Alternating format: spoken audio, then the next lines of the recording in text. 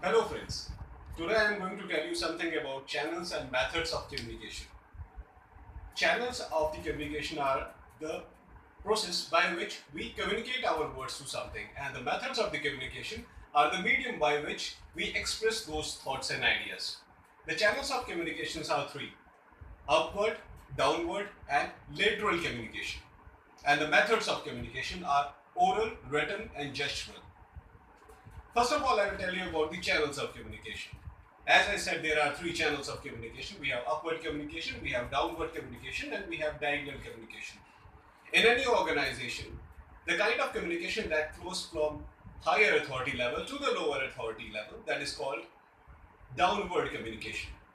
And the communication that takes place from lower operative level to the higher operative level, that is called upward communication. In downward communication, the managers convey their ideas and new policies to the people working in the organization. And in upward form of communication, the lower operative employees of the organization, they convey their grievances and other feelings to the people belonging to upper authority of the organization.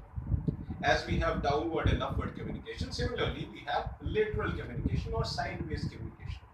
Sideways communication or lateral communication is a mode of communication that takes place between people belonging to same operative levels but those who are working in different departments. For example, production manager handles production of the organization, sales manager handles sales of the organization, and marketing manager handles marketing process of the organization.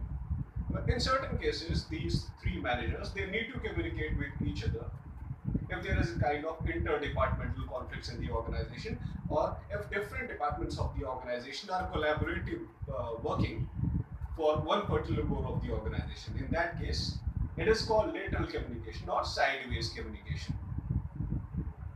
So as I said that we have different channels and methods of communication. We have upward communication, we have downward communication, and we have sideways communication. But during these processes of upward, downward, and sideways communication, what are the mediums of the communication that we use to communicate? What are the methods by which communicate to the people belonging to different strata of the organization?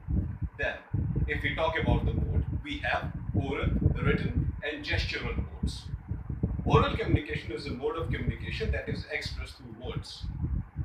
If we are expressing something through words, we call it oral communication, and oral communication can take place in two forms.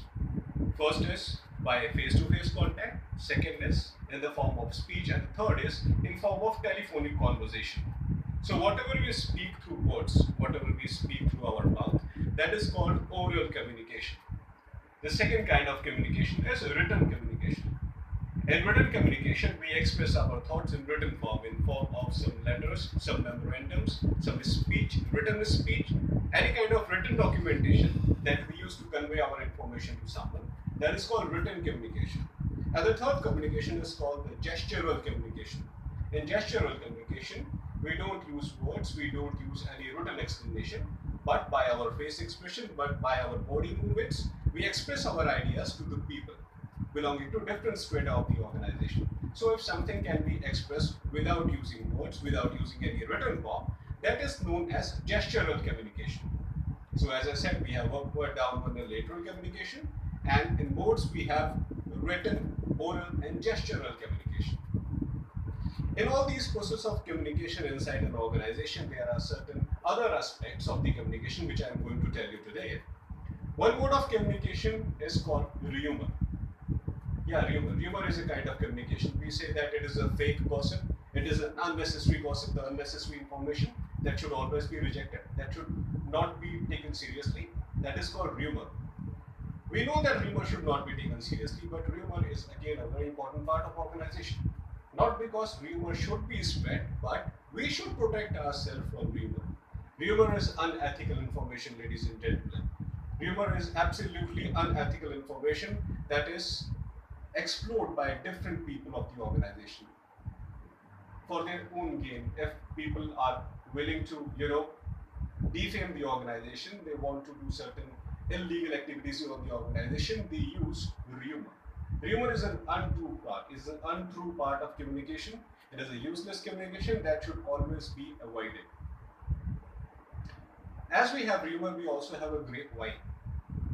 Grapevine is a kind of communication that originates in the organization, but we do not know that from where that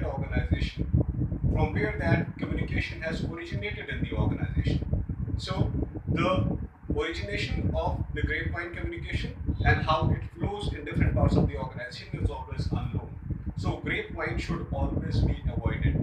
If you want to avoid rumors and grapevine in your communication, that certain steps should be taken by upper level of the organization so that we can save ourselves from grapevine and rumor. Exact information, whatever policies and procedures the company is about to make, those policies and procedures should be clearly explained to the lower operating employees of the organization so that they know they don't have any extra question in their mind. Because if they have some extra question in their minds, if they do not understand anything clearly, if they are not able to understand the policies and procedure that the organization is about to implement or is currently working on, then rumor and gossips are about to originate. People, in order to understand different things, they will talk to different sets of the people. They will talk to different strata of the organization without knowing that whether talking to this particular person is exactly necessary or not. So if they don't know that whether talking to a particular person is exactly necessary or not, they start communicating with the people who are not directly linked with the organization. And if you are talking to the people who are not directly linked to the organization, who are not knowing anything about the policies and procedures of the organization, it is bound to happen that you convey the internal secrets of the organization to those people who are not related to the organization just because of the excitement, just because of the excitement that you want to know something which your organization has not thoroughly conveyed to you. So that is the ill effect of rumors and gossips. This is the ill effect of rumors and gossips, ladies and gentlemen, because it defames an organization. If a person, in his excitement of knowing something more about the organization, conveys his idea to someone belonging outside of that organization, then it creates defamation of the organization.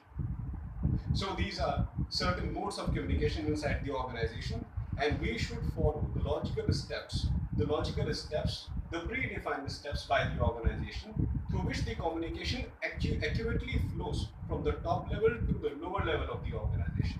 That communication channel should be strictly followed, and other channels of communication should not be followed. That's all I want to tell you today, ladies and gentlemen.